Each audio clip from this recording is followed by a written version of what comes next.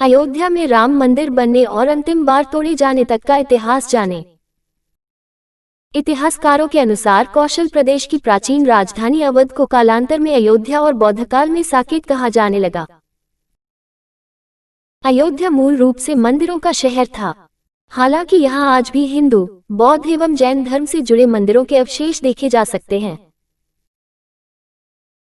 जैन मत के अनुसार यहाँ आदिनाथ सहित 5 तीर्थंकरों का जन्म हुआ था। बौद्ध मत के अनुसार यहाँ भगवान बुद्ध ने कुछ माह विहार किया था। अयोध्या को भगवान श्री राम के पूर्वज विवस्वान सूर्य के पुत्र वैवस्वत मनु ने बसाया था। तभी से इस नगरी पर सूर्यवंशी राजाओं का राज महाभारत काल तक रहा। यहीं पर प्रभु श्री राम का दशरथ के महल में जन्म हुआ था।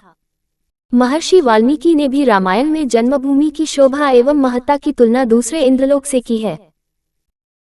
धन धान्य व रत्नों से भरी हुई अयोध्या नगरी की अतुलनीय छटा एवं गगनचुंबी इमारतों के अयोध्या नगरी में होने का वर्णन भी वाल्मीकि रामायण में मिलता है। कहते हैं कि भगवान श्री राम के जल समाधि लेने के पश्चात अयोध्या कुछ काल के लिए उजाड़ सी हो गई थी, लेकिन उनकी जन्मभूमि पर बना महल वैसे का वैसा ही था। भगवान श्री राम के पुत्र कुश ने एक बार पुनः राजधानी अयोध्या का पुनर्निर्माण कराया। इस निर्माण के बाद सूर्यवंश की अगली 44 पीढ़ियों तक इसका अस्तित्व आखिरी राजा महाराजा बृहदबल तक अपने चरम पर रहा। कौशलराज बृहदबल की मृत्यु महाभारत युद्ध में अभिमन्यु के हाथों हुई थी। महाभारत के युद्ध के बाद अयोध्या उजड़ सी हो गई, मगर श्री राम जन्मभूमि का अस्तित्व फिर भी बना रहा। इसके बाद यह उल्लेख मिलता है कि ईसा के लगभग 100 वर्ष पूर्व उज्जैन के चक्रवर्ती सम्राट विक्रमादित्य एक दिन आखेट करते करते अयोध्या पहुंच गए। थकान होने के कारण अयोध्या में सरयू नदी के किनारे एक आम के वृक्ष के नीचे वे अपनी सेना सहित आराम करने लगे। उस समय यहाँ घना जंगल हो चला था, कोई बसावट भी यहाँ नहीं थी। महाराज विक्रमादित्य को इस भूमि में कुछ चमत्कार दिखाई देने लगे। तब उन्होंने खोज आरंभ की और पास के योगी व संतों की कृपा से उन्हें ज्ञात हुआ कि यह श्री राम की अवध भूमि है। उन संतों के निर्देश से सम्राट ने यहाँ एक भव्य मंदिर के साथ ही कूप, सरोवर, महल आदि बनवाए। कहते हैं कि उन्होंने श्री राम जन्मभूमि पर काले रंग के कसौटी पत्थर वाले 84 स्तंभों पर विशाल मंदिर का निर्माण करवाया था। इस मंदिर की भव्यता देखते ही बनती थी। विक्रमादित्य के बाद के राजाओं ने समय समय पर इस मंदिर की देखरेख की।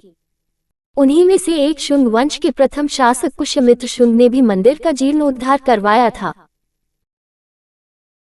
पुष्यमित्र का एक शिलालेख अयोध्या से प्राप्त हुआ था, जिसमें उसे सेनापति कहा गया है तथा उसके द्वारा 2 अश्वमेध यज्ञों के किए जाने का वर्णन है। अनेक अभिलेखों से ज्ञात होता है कि गुप्तवंशीय चंद्रगुप्त द्वितीय के समय और तत्पश्चात काफी समय तक अयोध्या गुप्त साम्राज्य की राजधानी थी। गुप्तकालीन महाकवि कालिदास ने अयोध्या का रघुवंश में कई बार उल्लेख किया है। इतिहासकारों के अनुसार 600 BC अयोध्या में एक महत्वपूर्ण व्यापार केंद्र था। इस स्थान को अंतर्राष्ट्रीय पहचान 5वीं शताब्दी में ईसा पूर्व के दौरान तब मिली, जबकि यह एक प्रमुख बौद्ध केंद्र के रूप में विकसित हुआ। तब इसका नाम साकेत था। कहते हैं कि चीनी भिक्षु फाहियान ने यहाँ देखा कि कई बौद्ध मठों का रिकॉर्ड रखा गया है। यहाँ पर 7वीं शताब्दी में चीनी यात्री हेनत्सांग आया था। उसके अनुसार यहाँ 20 बौद्ध मंदिर थे तथा 3000 भिक्षु रहते थे, और यहाँ हिंदुओं का एक प्रमुख और भव्य मंदिर भी था, जहाँ रोज हजारों की संख्या में लोग दर्शन करने आते थे। इसके बाद ईसा की 11वीं शताब्दी में कन्नौज नरेश जयचंद आया तो उसने मंदिर पर सम्राट विक्रमादित्य के प्रशस्ति शिलालेख को उखाड़कर अपना नाम लिखवा दिया।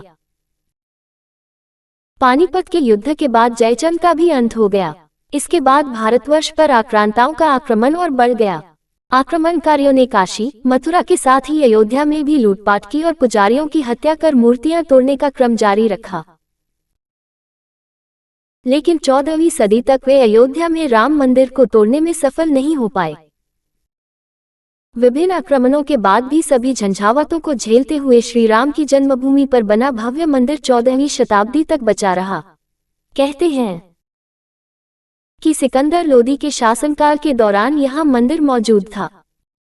14वीं शताब्दी में हिंदुस्तान पर मुगलों का अधिकार हो गया और उसके बाद ही राम जन्मभूमि एवं अयोध्या को नष्ट करने के लिए कई अभियान चलाए गए। अंततः 1527-28 में इस भव्य मंदिर को तोड़ दिया गया और उसकी जगह बाबरी ढांचा खड़ा किया गया। कहते हैं कि मुगल साम्राज्य के संस्थापक बाबर के एक सेनापति ने बिहार अभियान के समय अयोध्या में श्री राम के जन्मस्थान पर स्थित प्राचीन और भव्य मंदिर को तोड़कर एक मस्जिद बनवाई थी, जो 1992 तक विद्यमान रही। बाबरनामा के अनुसार 1528 में अयोध्या पड़ाव के दौरान बाबर ने मस्जिद निर्माण का आदेश दिया था। अयोध्या में बनाई गई मस्जिद में खुदे 2 संदेशों से इसका संकेत भी मिलता है।